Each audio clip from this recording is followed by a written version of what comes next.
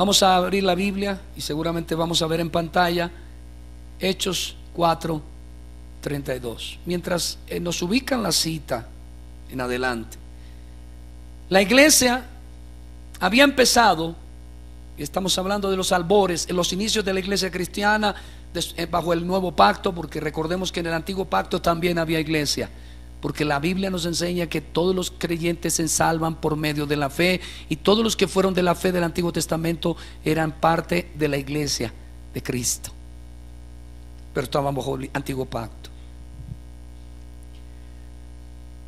La iglesia había empezado como una comunidad en la que todos participaban de todas las cosas. Tómense de las manos. Yo con mis juegos pedagógicos, tómense de las manos y díganle el uno al otro: todos participamos de todas las cosas. Tómense de las manos. Aquí yo le voy a pedir el ejemplo a un hombre que ha sido líder en la iglesia. No le dé pena tomarse de las manos. De nuevo, repitámoslo: todos debemos participar en todas las cosas. Mientras no nos veamos como un cuerpo, no vamos a tener el desarrollo y la proyección hacia a una iglesia madura, una iglesia que le testifique a los impíos. Pablo le dice a los corintios que andaban divididos. ¿Se acuerdan que estaban divididos? ¿Cuántos recuerdan eso? En el primer capítulo le dice: ¿acaso está dividido Cristo? Es lo primero que le dice. Y mire, por la división, todos los problemas que habían. Cuando una iglesia esté dividida, se cola la inmoralidad sexual, se colan las divisiones, se colan las contiendas, los celos, la vanagloria. Pero cuando una iglesia está unida, el vínculo de la paz está guardado y la armonía se mantiene en la comunidad. Todo lo que hagamos debemos hacerlo unánimes, juntos. Como dije, unánimes, juntos. A veces llegamos a la iglesia, yo llego con mi esposa, yo llego con mi amigo y pienso: llegué a la iglesia, pero esta no es mi iglesia, esta no es mi familia. Eso no fue lo que dijo Jesús. En cierta ocasión Jesús estaba con sus discípulos, y estoy seguro que se refería particularmente a los discípulos que realmente habían nacido de nuevo, y le dijeron: Señor, tu madre y tus hermanos, es decir, tu familia, están buscándote. ¿Y cuál fue la respuesta de Jesús? Estos, los que hacen la voluntad de mi Padre, estos son mi madre y estos son mis hermanos. Mientras tú no experimentes que somos hermanos y que los pastores somos tipo de un padre, de un gobernante, de la autoridad, y que ustedes, entre ustedes, son hermanos, y que en relación con los pastores ustedes son como hijos en el hogar, porque es lo que dice la palabra, al modelo bíblico del pastor. Dice que gobierne bien su casa, ¿sí? Porque si no sabe gobernar su casa, ¿cómo gobernará a los hijitos de la iglesia? ¿Está entendiendo el mensaje? Tenemos que vernos como padre e hijos. Pablo en muchas ocasiones se refirió a la iglesia como si fueran hijos y él fuera el papá, que no lo era en el sentido más estricto de la palabra, ni siquiera espiritualmente, porque el que es nuestro padre es Dios, y él dice que no llamemos a ninguno padre, pero lo hablaba en términos de relación. Tenemos que ser uno solo, y por eso el título: una comunidad que, dice la Biblia, verso 32 de Hechos 4: y la multitud de los que habrán creído, ¿cuántos eran? ¿Cuántos eran? Grítenlo. Una multitud. Aquí creo que hay muchos, pero no hay una multitud. Aquí todavía, si yo me pusiera 2 y 2 son 4, 4 y 2 son 6, 6 y 2 son 8 y 8 16, estoy seguro que tendría una idea de cuántos son, pero la multitud era mucha gente. Recuerden que en el primer sermón de Pedro se convirtieron un número no inferior a 3,000, y luego, si mal no recuerdo, hay otra predicación, no recuerdo si fue de Pedro también, y se convirtieron 5,000. ¿Hay cuántos van ya? Estamos hablando de mucha gente. Y la multitud de los que habían creído eran ¿de qué? De un corazón y un alma.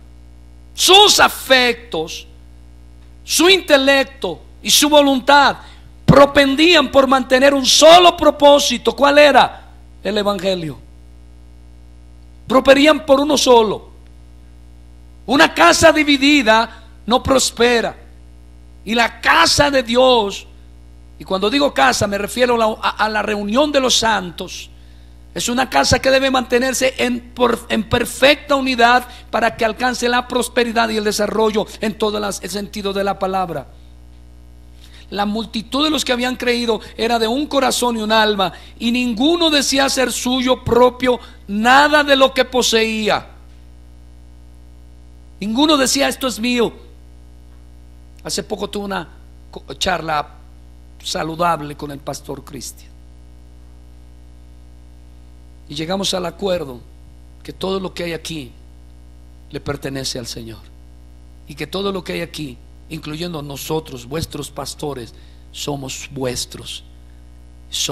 Estamos para servirles.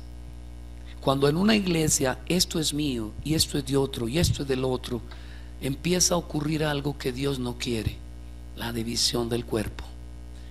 Muchos matrimonios quizás están aquí y uno de los conflictos que tienen es este: no han entendido que son uno solo y que su economía, para no ir tan lejos, funciona en un solo sentido. Yo recuerdo que cuando nos casamos con mi esposa trabaja con el banco de crédito, recibía creo que 17 sueldos al año. Yo recibía 17 años en un sueldo. Era más o menos, estamos equilibrados.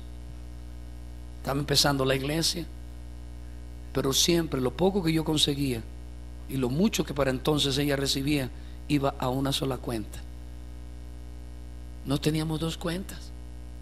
Cuando la unidad no es clara, se pierde el esfuerzo. Piensa en 5 pistones o 6 pistones de un carro, que son los que promueven la fuerza, pero dividido en 3 o 4 o 5 tubos que van a la transmisión del carro. Es el que hace que las ruedas y piense que fueran muchos tubos.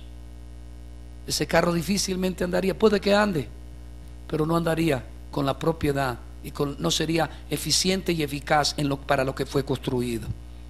La comunidad debe propender por la unidad. Ninguno decía ser suyo propio nada de lo que poseía, sino que tenían todas las cosas como. Fueron los primeros comunistas de la época. Noten que el comunismo, en el sentido más espiritual, no se lo inventó el señor Marx. Ahora, estoy hablando no el comunismo filosóficamente hablando, sino el sentido de tener todo en común. Ahora bien, y con gran poder los apóstoles daban testimonio de la resurrección del Señor Jesús, y abundante gracia era sobre ellos. Así que no había entre ellos ningún necesitado, porque todos los que poseían heredades o casas las vendían y traían al precio de lo vendido. No había, ese verso tiene algo importante. No había ningún ¿qué? No había ningún ¿qué? ¿Por qué? Porque eran corporativos. Voy a decirle algo. Se me ha inflamado el pie izquierdo por razones, no sé si es una artrosis. A los que entienden medicina saben qué es. Por razón del tiempo, estoy sufriendo un poquito de alto ácido úrico, entonces ya algunos de mis nudillos se inflaman. Y de pronto mis zapatos, digo, qué vergüenza, siempre con una pata pelada, como dirían en la costa, ¿cierto? Y de pronto una hermana dijo: yo tengo unos zapatos grandes de alguien que yo quise mucho, pero ya no está, y me los trajo. Ahora, yo los tengo puestos, por cierto, están más bonitos que los que yo tenía. ¿De qué estoy hablando? Corporeidad. Tu necesidad me preocupa a mí y mi necesidad te debe preocupar a ti. Somos una sola familia. El punto es que en muchas iglesias el pastor trabaja para su vientre.